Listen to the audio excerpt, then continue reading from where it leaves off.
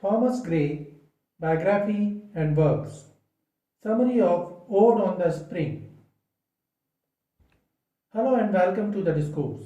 Thomas Gray was an English poet who was born on 26 December 1716 and died on 30th July 1770. He was educated at Eton College. In 1734, he joined Peterhouse, Cambridge for higher education but chose to shift to Pembroke College in the same year. He spent most of his life as a scholar in Cambridge. In 1742, he began writing poems and publishing them. His first published work was An Ode on the Spring, that was published in 1742. His other poem, Sonnet on the Death of Richard West, was also published in 1742, that he wrote after the death of his close friend Richard West. Thomas Gray is majorly known for his famous poem Elegy Written in Country Churchyard, which was published in 1751. The poem contemplates such themes as death and afterlife. These themes foreshadowed the upcoming Gothic movement. Because of this poem, he became known as one of the graveyard poets. The graveyard poets, also termed as Churchyard Poets, were a number of pre-Romantic poets of the 18th century characterized by their gloomy meditations on mortality, skulls and coffins, epitaphs and worms, elicited by the presence of graveyard. Moving beyond the elegy and lamenting a single death, their purpose was rarely sensationalist. The graveyard poets are often recognized as precursors of the Gothic literary genre as well as the Romantic movement.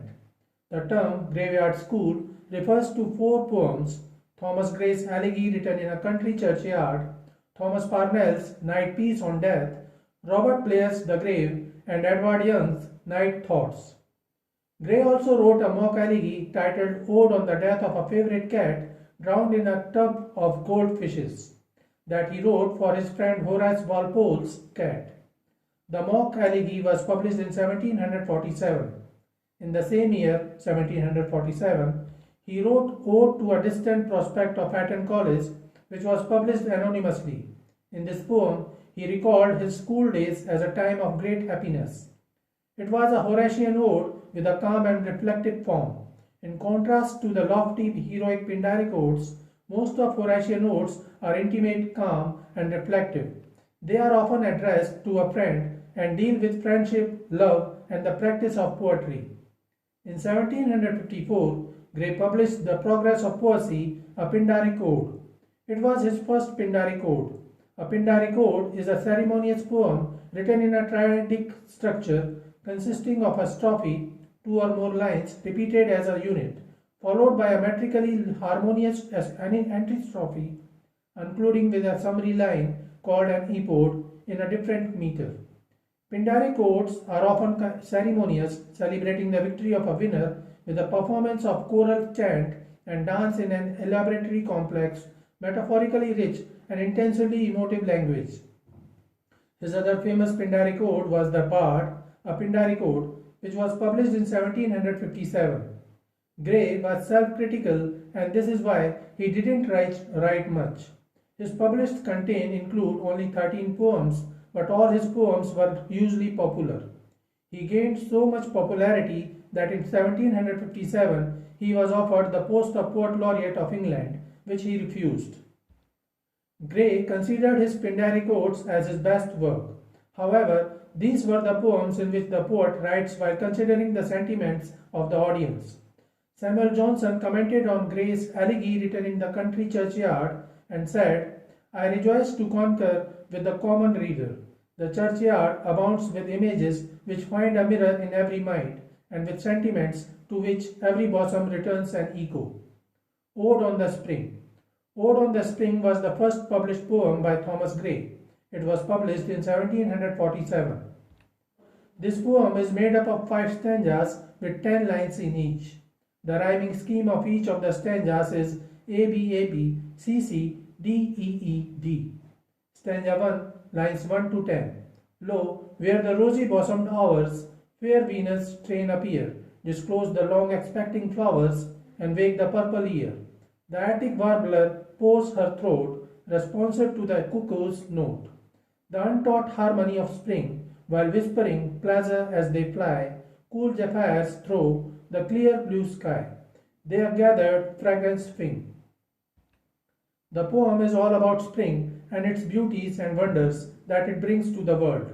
The first stanza speaks of the beautiful sunrises, the flowers blossoming, the birds singing and flying, and a great smell in the air. This stanza is marked by both neoclassical characteristics and the romantic temper of the poet. The time of spring is personified as the rosy blossomed hours, which are regarded as the attendants of Venus. The winds and the breezes have been personified as zephyrs, that is, the followers of Zephyrus, the god of winds. The nightingale is described as the Attic warbler, and this is an example of poetic diction. Stanza 2, lines 11 to 20. Wherever the oak's thick branches stretch, a broader, browner shade, wherever the rude and moss-grown beech over canopies the glade. Beside some water's rushy brink, with me the muse shall sit and think, at ease, reclined in rustic state, how vain the order of the crowd, how low, how little are the proud, how indignant the great. The second stanza is about sitting next to a bank during the season. In this stanza, the poet addresses his muse and suggests how he and his muse will cherish the natural pleasantries of the season, while they, poet and the muse, would also meditate upon the smallness and insignificance of the people in the city who feel proud of themselves, and upon the extreme poverty of those persons who think themselves to be very rich and exalted. Stanza 3, lines 21 to 30. Still is the toiling hand of care, the panting heart's repose, yet hark, how through the peopled air the busy murmur glows. The insect youth are on the wing, eager to taste the honeyed spring, and float amid the liquid noon, some lightly over the current skim, some show their gaily glided trim, quick glancing to the sun. In the third stanza, the poet speaks of all the insects wanting to pollinate. It appears as a nature poetry as the poet describes the beauty of the scene. He observes and describes the sounds coming from the insects which are passing through the prime of their existence, and which are fluttering their wings as they fly about through the air. These insects are eager to taste the sweetness of the flowers which bloom during this season, namely spring. These insects fly in a leisurely manner on the surface of some brook at noontime. Stanza 4, lines 31 to 40. To contemplation's sober eye, such is the race of men, and they that creep, and they that fly, shall end where they began, alike the busy and the gay, but flutter through life's little day.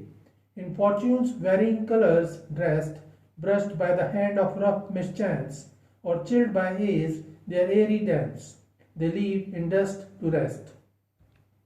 The fourth stanza goes back to him thinking about the season. He wonders about those wonderful insects and how they will end. All these insects are all dressed in the different colors with which fate has endowed them.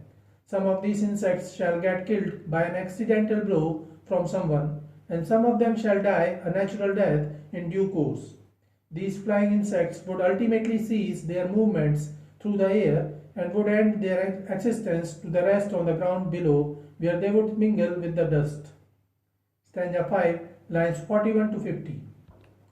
Methinks I hear in accents low the sportive kind reply, poor moralist, and what art thou? A solitary fly.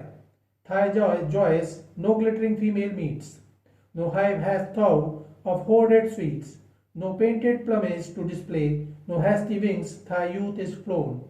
Thy sun is set, thy spring is gone, we frolic while 'tis May.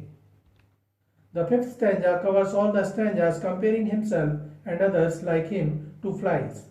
He wondered about the fate of the insects and how the poet contemplates what might be the answer of those insects. This is what the insects have to the poet. You are a miserable preacher delivering sermons to others. What are you yourself? You are no better than a lonely fly. You have no woman dressed in bright and shining garments or wearing jewelry to keep you company and to serve as a source of pleasure to you.